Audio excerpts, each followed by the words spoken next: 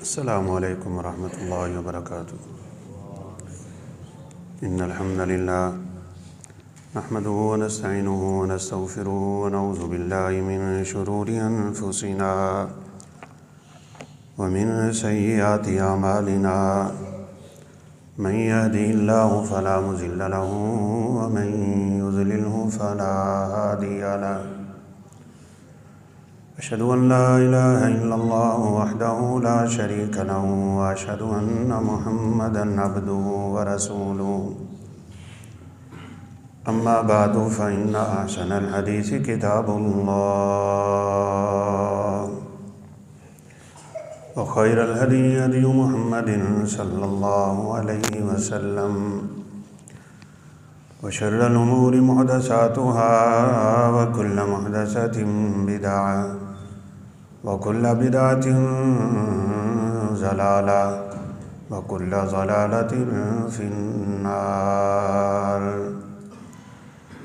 يا أيها الذين آمنوا اتقوا الله حق تقاته ولا تموتن إلا وأنتم مسلمون۔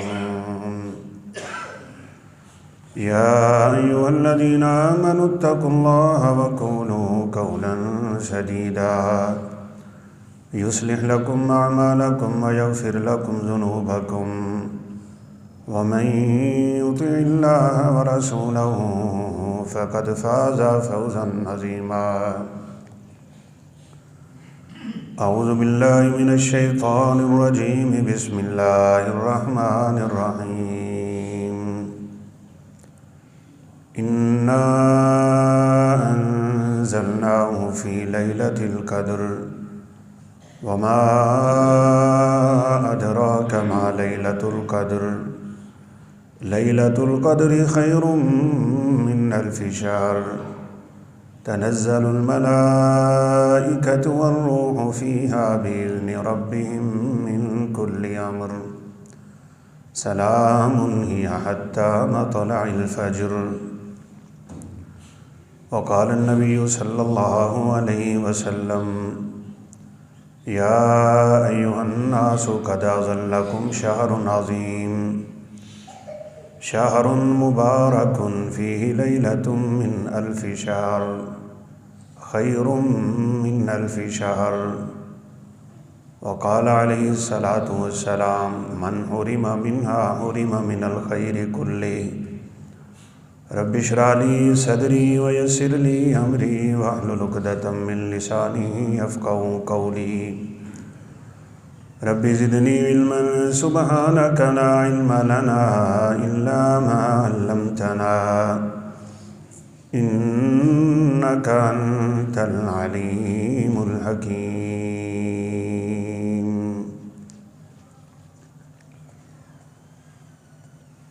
ماہ شعبان اپنے اختتام کو پہنچ رہا ہے۔ رمضان المبارک کی الحمدللہ آمد ہے۔ اللہ رب العزت سے دعا ہے کہ وہ ہمیں یہ ماہ مقدس نصیب فرمائے۔ بہت سے لوگ پچھلے رمضان میں ہمارے ساتھ تھے، اب نہیں ہیں۔ آنے والے 4 دنوں میں کون زندہ ہے اور کون اپنے رب کے پاس چلا جائے گا، ہم میں سے کسی کو کوئی علم نہیں ہے۔ کسی بھی شخص کی زندگی میں رمضان کا آ جانا جہاں بہت بڑی سعادت ہے، وہاں بہت بڑا امتحان بھی ہے۔ سعادت اس اعتبار سے کہ رسول اللہ صلی اللہ علیہ وسلم نے اسے شہر مبارک کہا ہے۔ چاند نظر آتا ہے تو برکتوں کا نزول شروع ہو جاتا ہے، اور یہ سلسلہ عید الفطر کا چاند نظر آنے تک جاری رہتا ہے۔ شہر عظیم، شہر مبارک۔ اس ماہ معظم کا ایک بہت بڑا افضل عمل جو ہے اور اس کی فضیلت کا باعث آسمان سے جتنی بھی کتابیں نازل ہوئی ہیں وہ اسی مہینے میں ہوئی ہیں۔ سیدنا ابراہیم علیہ السلام کے صحیفے یکم رمضان کو ہوئے ہیں، صحف ابراہیم و موسیٰ، ان کا نزول یکم رمضان کو ہے۔ تورات انجیل 6 اور 13 رمضان کو نازل ہوئی، اور قرآن مقدس 24 رمضان المبارک کو لوح محفوظ سے پورے کا پورا آسمان دنیا پہ نازل کر دیا گیا تھا۔ وہاں سے جبریل امین علیہ السلام نے 22 سال 9 مہینے اور 9 دنوں میں رسول اللہ صلی اللہ علیہ وسلم کے قلب اطہر پہ اس قرآن کو نازل کیا ہے۔ اس کو آہستہ آہستہ نازل کرنے کی بڑی حکمتیں ہیں، وہ ایک الگ موضوع ہیں، لیکن اس ماہ معظم کو اور ماہ مبارک کو جو برکتیں ملی ہیں اور سعادتیں ملی ہیں وہ اسی وجہ سے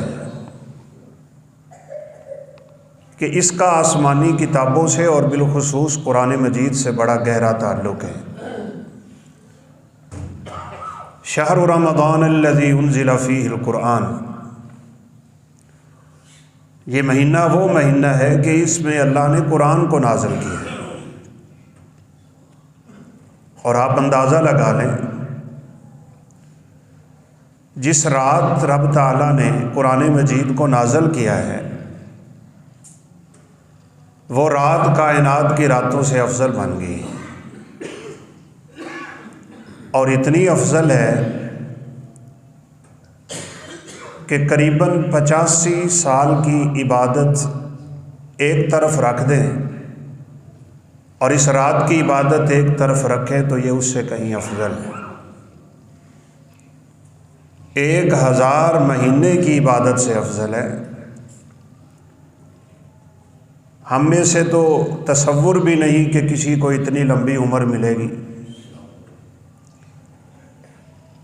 سیدنا آدم علیہ السلام، سیدنا نوح علیہ السلام، ان کی قوموں کی عمریں شاید اس طرح کی ہیں، اور یہ رب تعالیٰ کا کرم ہے۔ نوح علیہ السلام نے 950 سال تو دین کی تبلیغ کی ہے۔ اب ان کی امت کا جو شخص مسلمان ہوا ہے وہ 80 سے 83 بندے تھے جو کشتی نوح میں سوار ہو کے نجات پا گئے، اور بنی نوع انسانی کی نشو و نما انہی سے ہوئی۔ وہ 800 سال اللہ کی عبادت کرتا رہا ہے، اور آپ کا امتی 60 سے 70 سال سے اوپر نہیں جاتا۔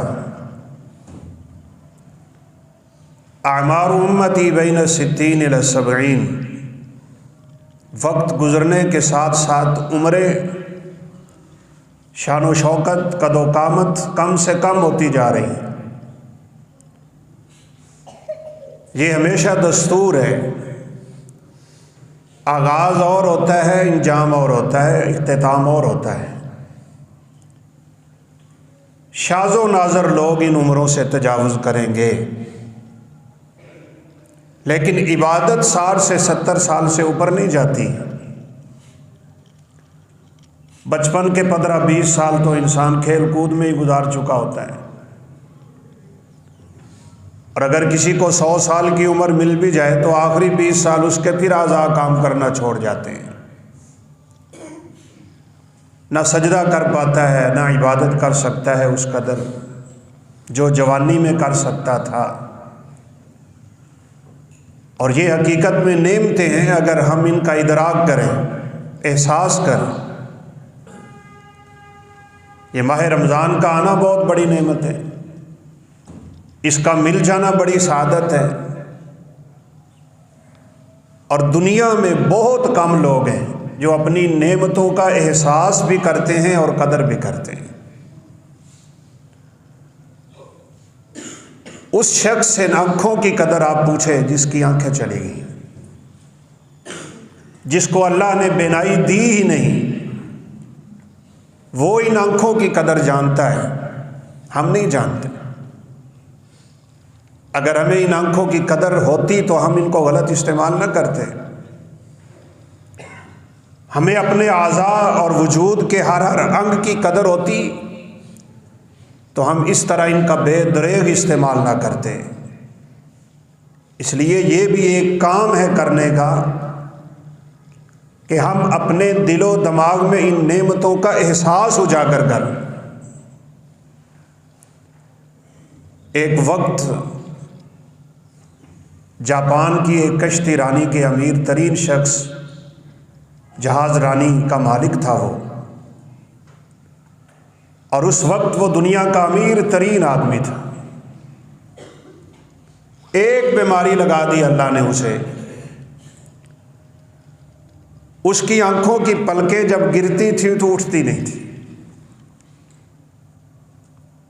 بڑا علاج کروایا اس شخص نے، امریکہ یورپ کے علاج خانے چھان مارے اس نے، لیکن شفا دینے والے کو منظور نہیں تھا، اس کی آنکھ نہیں اٹھ سکی۔ آخر علاج اس کا کیا ہوا؟ اس کی پلکوں کے ساتھ ڈاکٹروں نے چیپی لگا دی، وہ خود پلکیں پکڑ کے ان کے ساتھ چپٹا لیتا، اور جب سونے کی باری آتی تو ان کو اتار کے اپنی آنکھوں پہ پھینک لیتا۔ اسے کسی نے پوچھا تھا، بتا تیری کوئی خواہش؟ اس نے کہا ایک ہی خواہش ہے، کوئی شخص میری ساری دولت لے لے اور یہ نعمت مجھے واپس دلوا دے، کہ میری پلکیں خود گریں اور پلکیں خود اٹھ جائیں۔ یہ دنیا ہے جس کے پیچھے ہم اپنی آخرت کو بھول بیٹھتے ہیں۔ سعودیہ کی ایک امیر ذاتی کی ہسٹری میں نے خود پڑھی، میں تھا بھی اس وقت وہیں پہ۔ اس کی آنکھوں سے اللہ نے نیند چھین لی، اللہ اکبر، نیند ہی نہیں آتی تھی اس کو۔ لاکھوں ریال کا انعامات کا اعلان کرتی رہی کہ کوئی ڈاکٹر میری نیند واپس لے آئے۔ تو یہ نعمتیں جب چھن جاتی ہیں تو احساس تب ہوتا ہے۔ رمضان ایک بہت بڑی نعمت ہے، بہت بڑا اللہ کا احسان ہے۔ فضل اللہ یؤتیہ من یشاء، وہ جسے چاہے عطا کر دے۔ دن ذوالحجہ کے افضل ہیں، راتیں رمضان کے آخری عشرے کی افضل، اور ان راتوں میں پھر لیلۃ القدر کی کیا بات ہے۔ آپ صلی اللہ علیہ وسلم نے فرمایا، من حرم منہا حرم من الخیر کلہ۔ یہ تہیہ، یہ عزم، یہ ارادہ آپ ابھی سے کر لیں کہ یہ رات ہمارے ہاتھ سے جانی نہیں چاہیے۔ ہم فضیلتیں سنتے رہتے ہیں، لیکن اس کے باوجود ہمارے ہاں راتیں رمضان کی ضائع ہوتی۔ دن کو تو مجبوری ہے، ہم نے کھانا نہیں، کھانا پینا نہیں ہے، روزہ رکھا ہوا ہے، وہ بھی ایک الگ بات ہے کہ ہمارے روزے کس طرح کے ہیں اور کس طرح کے ہونے چاہیے۔ لیکن عمومی طور پہ دیکھا یہ گیا ہے کہ ہماری رمضان کی راتیں ضائع ہوتی۔ تراویح کو لوگ کچھ سمجھتے ہی نہیں۔ کل بھی ہمارے گروپ میں ایک سوال آیا ہوا تھا، تراویح واجب ہے یا سنت ہے، اور اگر ہم تراویح نہ پڑھیں تو روزہ ہو جائے گا یا نہیں؟ میں نے کہا روزہ تو ہو جائے گا، روزے سے اس کا کوئی تعلق نہیں ہے۔ اور یہ بھی جو بات مشہور ہے، جو تراویح پڑھ لے اس پہ روزہ فرض ہو جاتا ہے، یہ ساری من گھڑت سی باتیں ہیں۔ تراویح کا روزے سے کوئی تعلق نہیں، لیکن اس کا یہ مطلب تو نہیں کہ ہم اس نماز کو کوئی اہمیت ہی نہ دیں۔ 21 یا 30 رمضان کی ہے، رسول اللہ صلی اللہ علیہ وسلم مسجد نبوی میں اپنے حجرے کی دیوار کے ساتھ رات کو نماز پڑھ رہے، ایک صحابی آئے اور آپ کے ساتھ کھڑے ہو گئے۔ آپ صلی اللہ علیہ وسلم نے آواز بلند کر، اللہ ہم سب کو حرمین شریفین کی زیارت نصیب کرے، آپ وہاں جائیں گے تو یہ عمل عام ہے، ایک شخص نماز پڑھ رہا ہوتا ہے، اپنی پڑھ رہا ہے، پیچھے سے ایک آدمی آتا ہے، اس کے ساتھ کھڑا ہو جاتا ہے، وہ آواز اونچی کر کے امام بن جاتا ہے۔ ہمارے ہاں سے جانے والے جو لوگ ہیں نا، لا علم، دین سے کورے، وہ ان پہ فتوے لگا رہے ہوتے ہیں، یہ کیا ہے جناب، آپ پہ امام بن گئے، بھائی نہیں پتہ دین کا، خاموش رہو، جائز ہے، رسول اللہ صلی اللہ علیہ وسلم سے ثابت ہے۔ آپ نے آواز اونچی کی، اگلے دن صحابہ پہ بات پھیل گئی کہ رسول اللہ صلی اللہ علیہ وسلم نے رات کو ایک صحابی کو قیام کروا دیا ہے۔ اگلی طاق رات میں کئی صحابہ آ گئے، آپ صلی اللہ علیہ وسلم نے پھر قیام کروا لیا، بس پھر بات مدینے میں پھیل گئی، اور تیسری رات تو مسجد نبوی کھچا کھچ بھر گئی۔ آپ صلی اللہ علیہ وسلم نے ان کو بھی نماز پڑھا۔ ایک صحابی نے بات کی تھی، اب صاف بات ہے، رمضان المبارک کا مہینہ ہو، آخری عشرہ ہو، مسجد نبوی ہو، اور رسول اللہ صلی اللہ علیہ وسلم کی امامت و قرات ہو، کیا منظر ہے۔ کہا اللہ کے حبیب آپ نے بڑی جلدی قیام ختم کروا دیا، کاش آپ سحری تک لے جاتے اس قیام کو۔ تو آپ صلی اللہ علیہ وسلم نے کیا خوب ارشاد فرمایا، آپ نے فرمایا کہ جو شخص امام کے ساتھ یہ نماز پڑھے گا، پھر جا کے سو بھی جائے گا تو اللہ فجر کی نماز تک اسے تہجد کا ثواب عطا کریں گے۔ مت سمجھے یہ تراویح معمولی بات ہے، ہمارا دل کرے تو ہم پڑھ لیں، دل نہ کرے تو نہ پڑھیں۔ نہ پڑھنے والے کرتے کیا ہیں، بازاروں میں کھڑے ہو کے آوارہ گردیاں کرتے ہیں، گھر میں جا کے فیس بک کھول لے گا، اور تو نے کیا کرنا۔ یہ انتہائی محرومی ہوگی کہ مسجد میں تراویح ہو رہی ہے اور آپ مسجد سے باہر۔ یہی تو دو بڑی عبادتیں ہیں رمضان کی۔ ویسے تو رمضان ساری عبادتوں کا مجموعہ ہے۔ آپ صلی اللہ علیہ وسلم کی سخاوت کمال تھی، آپ کی قرات کمال تھی، آپ کا قیام کمال تھا، آپ کا صیام کمال تھا، لیکن دو چیزیں تو بڑی ہی اہم ہیں اس رمضان المبارک کی، دن کا روزہ اور رات کی قرات۔ رسول اللہ صلی اللہ علیہ وسلم نے فرمایا، الصیام والقرآن یشفعان للعبد یوم القیامہ، قیامت کا دن بڑی سختیوں کا دن ہے، اللہ ہمیں محفوظ رکھے۔ لوگ سہارے ڈھونڈ رہے ہوں گے، لیکن قرآن کہتا ہے کہ سارے رشتے ناطے ٹوٹ چکے ہوں گے، کوئی کسی کے کام نہیں آئے گا۔ بات کریں تو لوگ ناراض ہو جاتے ہیں، یہ مولوی بھی جھوٹ بولتے ہیں کہ ہم وہاں آپ کے کام آ جائیں گے، آپ ہماری بیعت کر لیں اور ہم آپ کا بیڑا پار کروا دیں گے۔ سب جھوٹ ہے۔ اللہ کے حبیب سے بڑھ کے کائنات میں کون ہے سفارش کرنے والا؟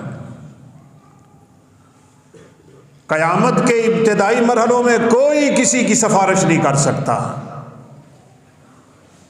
یہ حق اللہ کسی نبی کو بھی نہیں دے گا۔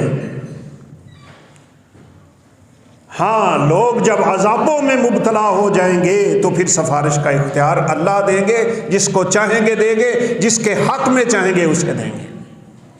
یہ تین باتیں یاد رکھیں، سفارش کا حق اللہ دے گا، کسی کو دے گا، کسی کے حق میں کرنے کی اجازت دے گا، بس سب کے نہیں۔ اس وقت تک لوگ اپنے عذابوں کو بھگت چکے ہوں گے۔ جہنم میں دائمی اس کو رکھنے کے لیے اللہ رب العزت نے کفر اور شرک کی بات کی ہے کہ یہ لوگ جہنم میں ابدی ابدی رہیں گے۔ اہل ایمان کو اللہ انبیاء کی سفارش سے نکال لے گا، وہیں پہ حافظ سفارش کرے گا، وہیں پہ شہید سفارش کرے گا، اور ایک حدیث میں ہے فرشتے بھی سفارش کر دیں گے۔ اگر انسان نے اللہ کے ساتھ شرک نہیں کیا، اس کے اعمال میں کمی کوتاہی رہ گئی اور جہنم میں گر گیا، تو یہ سفارش سے نکل جائے گا۔ لیکن جب حساب ہوگا کوئی سفارش نہیں ہے، جب ترازو لگے گا کوئی سفارش نہیں ہے، جب قبریں پھٹے گی کوئی سفارش نہیں ہے، نامہ اعمال مل رہا ہے کوئی سفارش نہیں ہے، پل صراط سے گزر ہو رہا ہے کوئی سفارش نہیں ہے، اور نہ ہی وہاں کسی کو بولنے کی جرت ہو۔ انبیاء بولیں گے اور وہ بھی یہ بولیں گے ربی نفسی، یا اللہ مجھے بچا مجھے بچا۔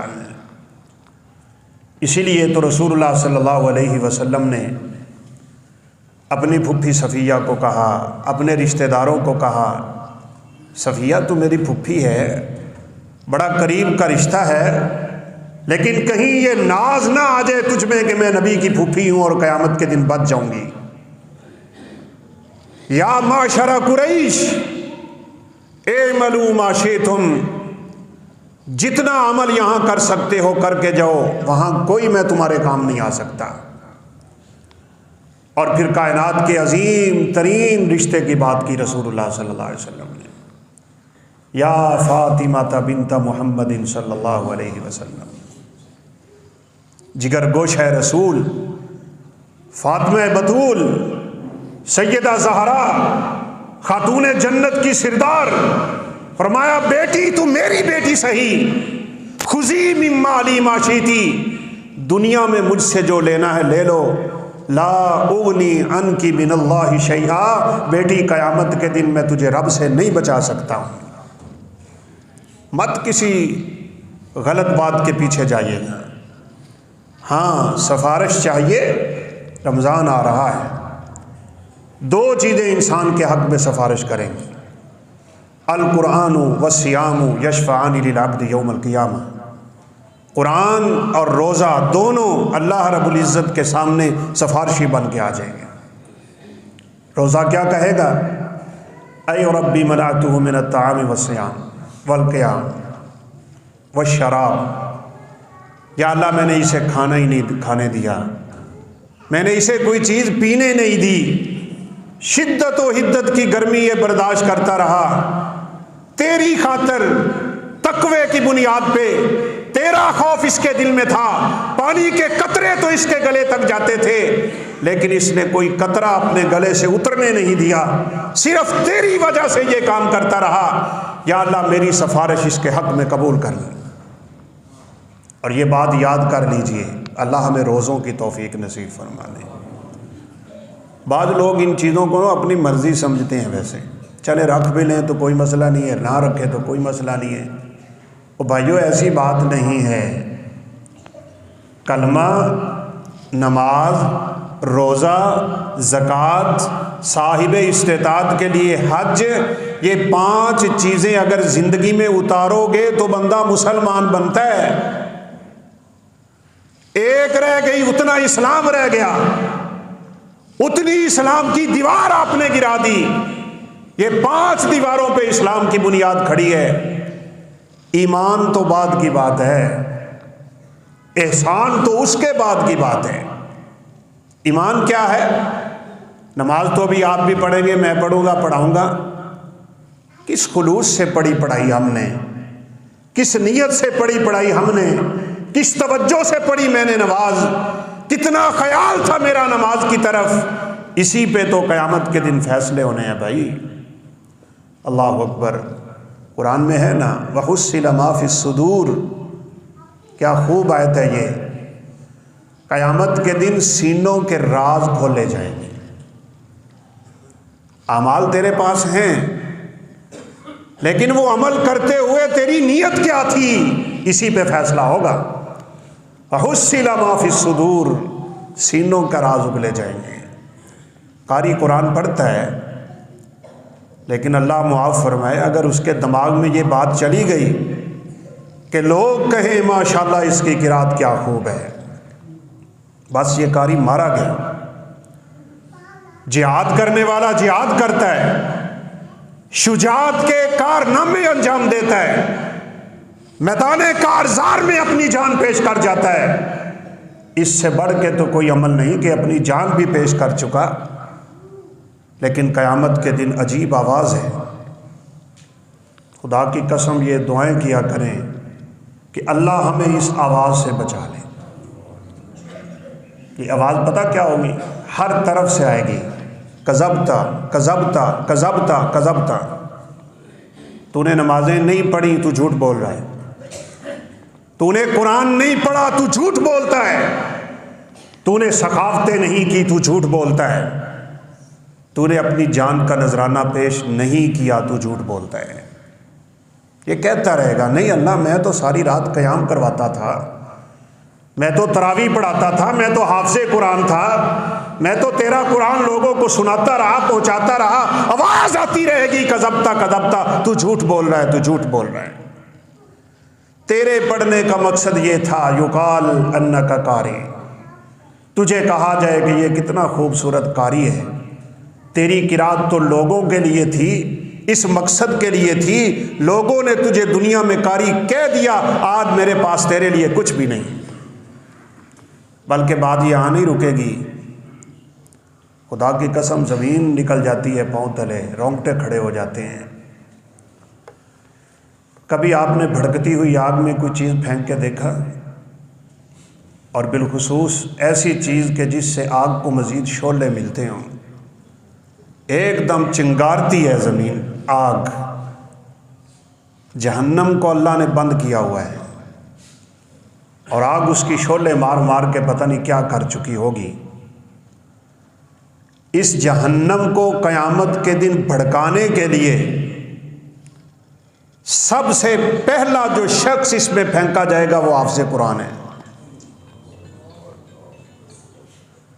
اپنے اندر اخلاص پیدا کرو، اخلاص، خلوص پیدا کرو، ریاکاری سے اپنے آپ کو بچا کے رکھو، شہرت کو اپنے قریب نہ آنے دو، کسی غرض کو اپنے قریب نہ آنے دو۔ سب سے پہلا قاری جانے والا ہے، پھر سخی جانے والا ہے، پھر شہید جانے والا ہے۔ اللہ کے پیغمبر نے فرمایا جہنم کو اللہ ان تین چیزوں سے شعلہ دے گا۔ کہتا رہے گا یا اللہ میں تو بڑی سخاوت کرتا تھا، میں تو بڑے صدقے کرتا تھا، میں تو یہ کرتا، میں تو وہ کرتا۔ ایک ہی آواز آ رہی ہوئے گی ادھر ادھر سے، کذبتا کذبتا کذبتا، تو جھوٹ بول رہے ہیں۔ خدا کی قسم بہت کم لوگ ہوں گے جو اپنے اعمال پیش کریں گے تو آواز آئے گی صدقتا، تو صحیح کہہ رہا ہے۔ امام ذہبی رحمۃ اللہ علیہ کی ایک بڑی خوبصورت کتاب ہے سیر اعلام النبلاء، بہت بڑی کتاب ہے۔ صحابہ و تابعین، تبع تابعین، ائمہ اسلاف، نیک لوگ، ان کی سیرتیں، ان کے واقعات انہوں نے بیان کیے، کمال کر لیا۔ سیرت رسول سے لے کے صلی اللہ علیہ وسلم اپنی زندگی تک کے ہر نیک بندے کا تذکرہ انہوں نے اپنی اس کتاب میں کرا۔ انہوں نے ایک شخص کا واقعہ لکھا ہے، اس کو ایک شوق لگا اور بڑا کمال ہے۔ شوق کیا تھا؟ نابینے بچے اکٹھے کر کے نا اپنے پاس لے آتا اور ان کو قرآن مجید پورے کا پورا حفظ کروا دے۔ ایسے عمل کرو اپنی زندگی میں، اپنے لیے تو سب ہی جیتے ہیں اس جہاں میں، ہے زندگی کا مقصد اوروں کے کام آنا، اوروں کے لیے جی، اللہ تیری زندگی کو چار چاند لگا دے گا۔ ہر جگہ سے نبی نے بچے کو لے کے آتا ہے، اپنے سامنے بٹھاتا ہے، محنت کرتا ہے، سالوں سال کی محنت کر کے پورا قرآن کا حافظ بنا کے اسے کسی مسجد میں امام رکھوا دیتا ہے۔ فوت ہو گیا، اللہ رب العزت نے اس کو اپنے سامنے کھڑا کیا اور پوچھا، اس کو کسی نے خواب میں دیکھا، اللہ کے بندے نے، اور اللہ کے بندوں کے خواب سچے ہوتے ہیں۔ رسول اللہ صلی اللہ علیہ وسلم نے فرمایا اصدقہم حدیثا اصدقہم رؤیا، جتنا کوئی زبان کا سچا ہوتا ہے اتنے اس کے خواب بھی سچے ہوتے ہیں۔ تو صحابہ و تابعین کے خواب تو بڑے کمال ہوا کرتے تھے۔ کسی نے اس سے پوچھا تو جب اللہ کے سامنے کھڑا ہوا تو پھر کیا ہوا تھا؟ اللہ اکبر۔ اس نے کہا اللہ رب العزت نے مجھے پوچھا تو دنیا میں کیا کر کے آیا ہے؟ بھائی پتہ تو رب تعالیٰ کو سارا ہی ہے، ہمارے جسم نے گواہی دینی ہے، سیدھی سی بات ہے۔ زبان جب غلط بیانی کرے گی اللہ تعالیٰ لگا دیں گے۔ اور تو کس کی عدالت میں کھڑا ہو کے جھوٹ بولنا چاہ رہا ہے؟ الیوم نختم علی افواہہم، پڑھتے ہو نا سورہ یاسین؟ اللہ کہتے ہیں آج ہم ان کی زبانوں پہ تالے لگا دیں گے۔ پھر کیا ہوگا؟ وتکلمنا ایدیہم، ہاتھ بول کے بتائے گا کہ اس ہاتھ سے میں کیا کرتا رہا ہوں۔ یہ انگلیاں ہماری گواہیاں دیں گی نوجوانوں فیس بک پہ کیا ہوتا رہا ہے۔ انٹرنیٹ کی دنیا میں تو کھو جاتا تھا تو کہاں سے کہاں چلا جاتا تھا۔ انگلیوں کے پورے خدا کی قسم بول کے گواہی دیں گے۔ اور جب یہ ہاتھ بولے گا تو قرآن کہتا ہے یوم یعض الظالم علی یدیہ، انسان اپنا ہاتھ منہ میں چبا جائے گا، کھا جائے گا۔ وَتُكَلِّمُنَا أَيْدِيهِمْ وَتَشْهَدُ أَرْجُلُهُمْ، تمہارے پاؤں بول کے بتائیں گے تو ان پاؤں سے چل کے کیا کیا گناہ کرتا رہا ہے۔ ساری گواہیاں قائم ہوگی، تُبْلَى السَّرَائِرُ، سارے راز فاش کر دیے جائیں گے۔ اور اس دعا کو ہمیشہ رکھا کرو کہ یا اللہ میں جلوت میں ہوں یا خلوت میں ہوں، مجھے اپنا تقوی نصیب کر لی۔ جب ہم لوگوں کے سامنے گناہ نہیں کرتے اور اکیلے میں کرتے ہیں تو اس کا مطلب کیا ہے؟ بھلا میں بات کروں تو مجھے تو لگتا ہے کہیں عجیب سی بات نہ ہو جائے۔ اس کا مطلب تو سیدھا سیدھا ہوا کہ نعوذ باللہ ثم نعوذ باللہ، اللہ کی نظر ہمارے ہاں دنیا کے لوگوں کی نظروں سے حقیر ہو گئی۔ انسان دیکھے میں گناہ نہ کروں، باپ دیکھے میں گناہ نہ کروں، بیٹا دیکھے میں گناہ نہ کروں، بیٹی کی موجودگی میں گناہ نہ کروں، بیوی کی موجودگی میں گناہ نہ کروں، وہ خاوند کی موجودگی میں گناہ نہ کرے۔ کوئی دیکھ رہا ہے گناہ سے بچتا ہے، جب کوئی نہیں دیکھتا اللہ رب العزت کی حرام کردہ چیزوں کی پامالیاں کرتے ہیں۔ یہی تو وہ لوگ ہیں جن کے بارے میں حدیث میں آتا ہے کہ قیامت کے دن یہ اپنی نیکیاں دیکھ کے بڑے خوش ہوں گے، نیکیاں ان کی پہاڑوں جیسی ہوں گی۔ یہ بھی اللہ کے عذاب دینے کی ایک شکل ہے، اس کو نفسیاتی عذاب کہتے ہیں۔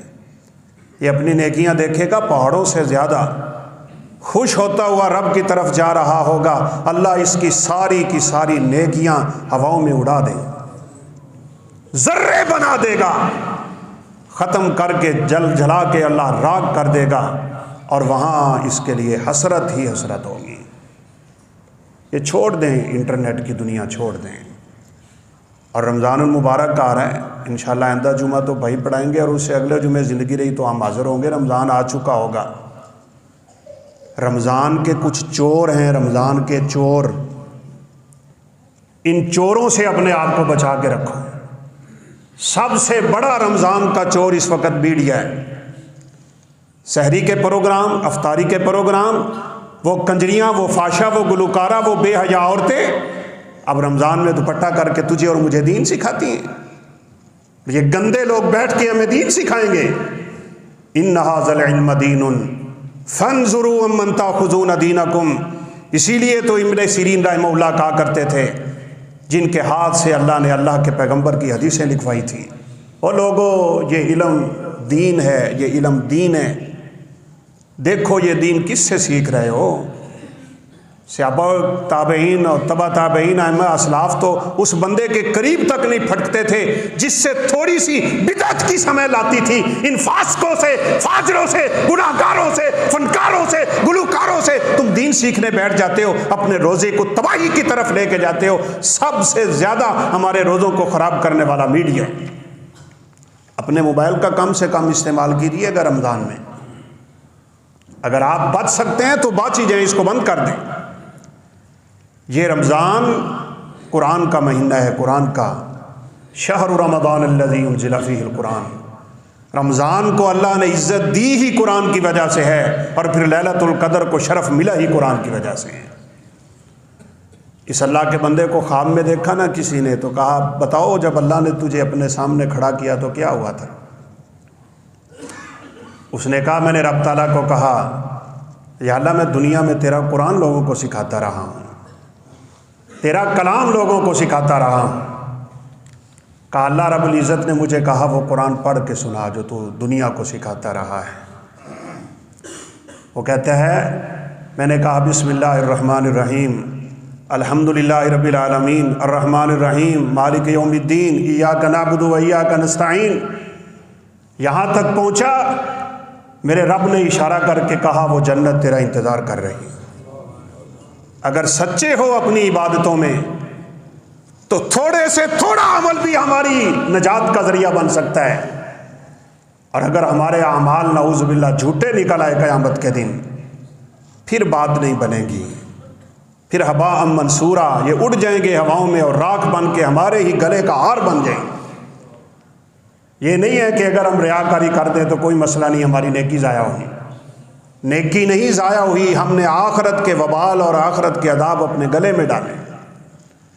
اسی لیے رسول اللہ صلی اللہ علیہ وسلم کا یہ فرمان بھی یاد رکھیے، مشہور سی حدیث ہے، ایک تو وہ کہ آپ نے ممبر کی پہلی سیڑھی پہ قدم رکھا تو آمین کہا، دوسری پہ تیسری پہ آمین کہا۔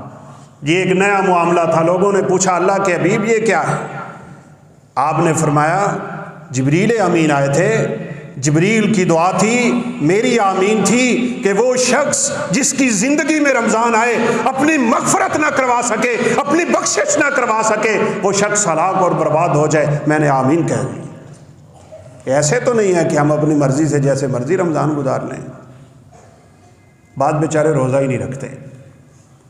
اب تو ویسے بھی روزہ بھائیو 12 سے 13 گھنٹے کا ہوگا، بس چلے لمبا بھی ہو جائے تو ہمیں اس سے کیا غرض ہے۔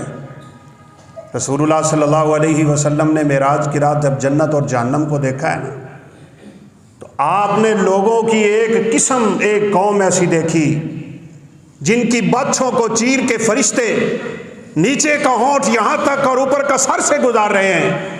اور میں نے کئی دفعہ آپ کو کہا ہے جہنمیوں کا قد صحیح مسلم کی روایت کے مطابق اتنا بڑا اللہ بنا دیں گے، جسامت اتنی بڑی ہوگی، اس کے بیٹھنے کی جگہ مکہ سے لے کے مدینہ تک ہوگی، مکہ سے لے کے مدینہ تک 550 کلومیٹر کا سفر۔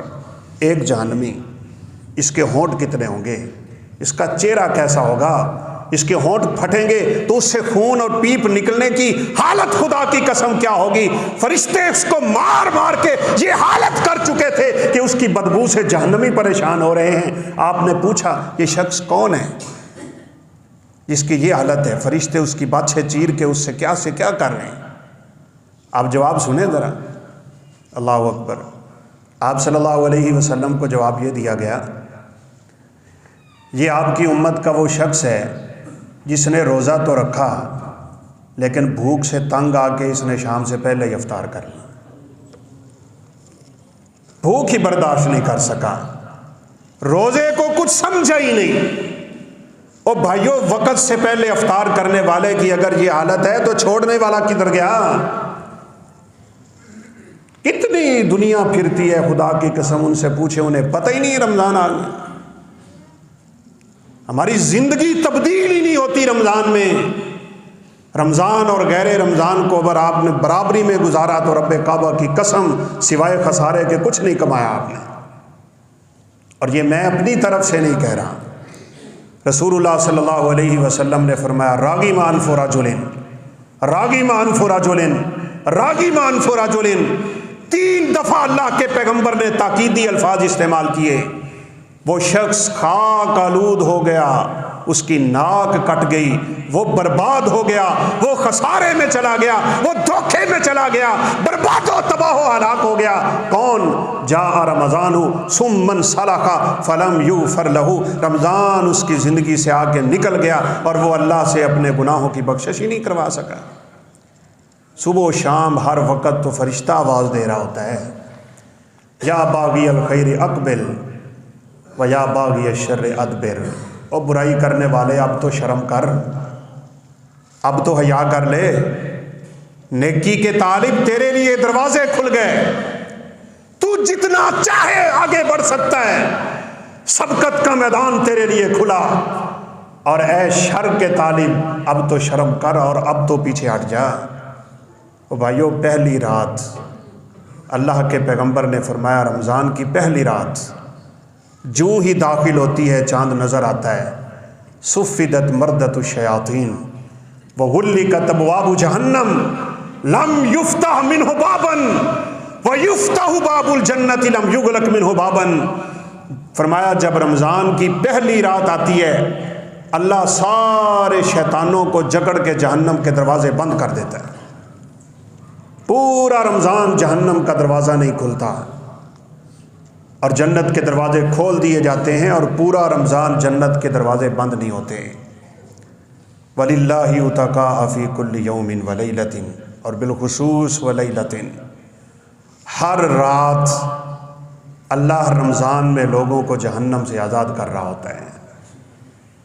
شام کا جو وقت ہے رات کا آغاز ہوتا ہے جب ہم روزہ افطار کرتے ہیں، دن چلا گیا رات آ گئی، اذان مغرب ہو گئی، رات شروع ہے۔ یہ جہنم سے آزادی کا وقت ہے، تو جامع شیری کے پیچھے پڑا ہوا ہے۔ یہ جہنم سے آزادی کا وقت ہے، تیرے دسترخوان پہ کھانے ہی کھانے نظر آتے ہیں۔ رمضان قناعت پسندی کا مہینہ تھا، تو نے کھانے پینے کا مہینہ بنا لیا۔ ہماری افطار پارٹیاں ختم نہیں ہوتی، رمضان چل رہا ہے۔ او بھائی اس وقت اللہ کے سامنے ہاتھ اٹھایا کر، یہ جہنم سے آزادی کا وقت ہوتا ہے۔ اللہ سے خلوص کے ساتھ ایک دعا کیا کر، اللہم اجرنی من النار، اللہم اجرنی من النار، اللہم اجرنی من النار۔ رب کے حبیب نے فرمایا سچے ہو کے مخلص دل کے ساتھ 3 دفعہ رب کو کہہ دو اللہ مجھے جہنم سے آزاد کر دے، جہنم خود بول کے کہتی ہے یا اللہ اس بندے کو مجھ سے آزاد کر، اور 3 دفعہ خلوص کے ساتھ کہہ دو یا اللہ مجھے جنت میں داخل کر دے، تو جنت خود بول کے کہتی ہے یا اللہ اس بندے کو میرا داخلہ نصیب کر دے۔ تو یہ مہینہ عبادت کا ہے، ریاضت کا ہے، سخاوت کا ہے، امانت کا ہے، صداقت کا ہے، تلاوت کا ہے، شرافت کا ہے، ہر قسم کی نیکی کا ہے۔ کبھی بھی اس مہینے کا کوئی لمحہ اللہ کی نافرمانی میں گزارنے کی جرت نہ کیجیے گا۔ دن کا روزہ ہے، رات کی تلاوت ہے، اس سے بڑھ کے اور عمل کیا ہو سکتا ہے؟ سارا دن انسان بھوکا پیاسا پھرتا ہے، اور اگر خدا نخواستہ عادت نہ بدلی تو اللہ کے حبیب کا فرمان بھی سن لیں، رب صائم و رب قائم، آپ نے دونوں کا اشارہ کیا، فرمایا سوائے بھوکا پیاسا رہنے کے اس کو کچھ بھی نہیں ملا۔ او بھائی تیرے بھوکا پیاسا رہنے کی اللہ کو ضرورت کیا ہے؟ کوئی تھوڑا تیرے بھوکا پیاسا رہنے سے اللہ کے رزق میں اضافہ ہو جائے گا؟ تو زمانے بھر کی روزی کھا جا، اسے کیا پرواہ ہے؟ وہ اللہ الصمد ہے، بے نیاز ہے، نہ اسے تیرے سجدوں کی ضرورت ہے، نہ تیری عبادتوں اور ریاضتوں کی ضرورت ہے۔ یہ کام تو اپنے فائدے کے لیے کرتا ہے، اللہ کی شان میں کیا اضافہ کرے گا تو؟ اللہ کے حبیب نے اسی لیے تو کہا تھا ساری کائنات کے لوگوں کا دل اگر میرے دل جیسا ہو جائے، اللہ اکبر، تو ہو ہی نہیں سکتا نا۔ کائنات کا متقی دل، اصفیاء دل اللہ کے حبیب کا تھا۔ ابن مسعود رضی اللہ عنہ کہا کرتے تھے نا، جب اللہ قرآن نازل کرنے لگے پوری کائنات کے لوگوں کے دل اللہ نے چیک کیے کہ یہ قرآن کس کے دل پہ اتاروں۔ اللہ کو پوری کائنات سے صاف دل محمد عربی صلی اللہ علیہ وسلم کا نظر آیا، اس پہ اللہ نے قرآن کو نازل کر دیا۔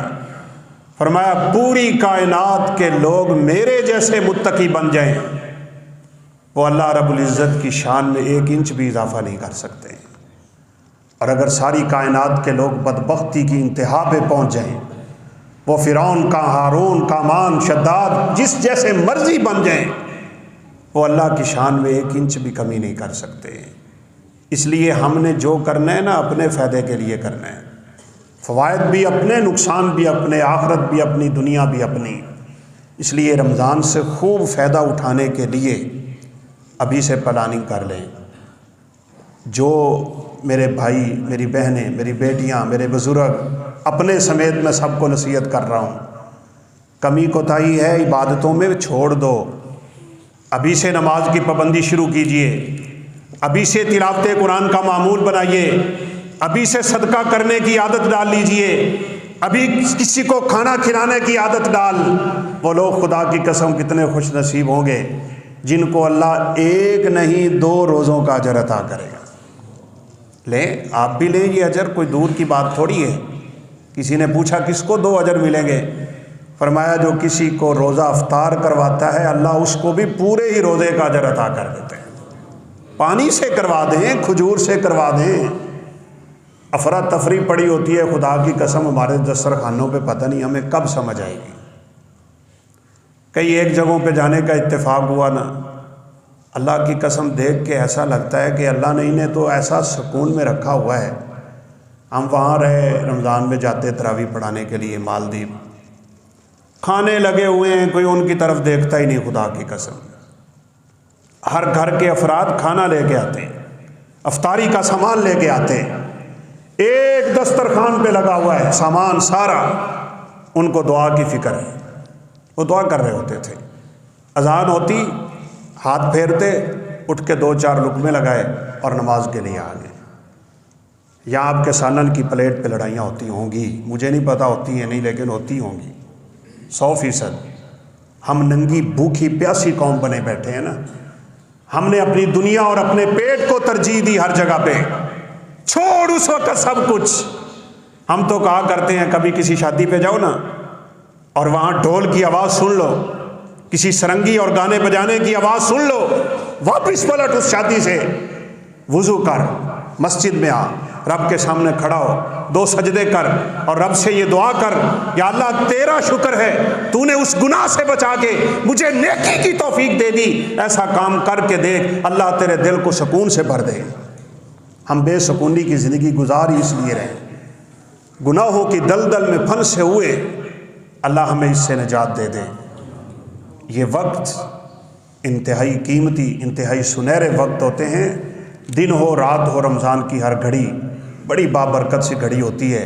اللہ رب العزت سے دعا ہے اللہ ہمیں خوب سے خوب عبادت کی توفیق نصیب فرمائے، کسی بھی قسم کی کمی کوتاہی سے اللہ ہمیں محفوظ رکھے، رمضان المبارک کی گھڑیاں اللہ ہمیں نصیب کر دے اور ان سعادتوں سے اللہ ہمیں شرف یاب ہونے کی توفیق دے۔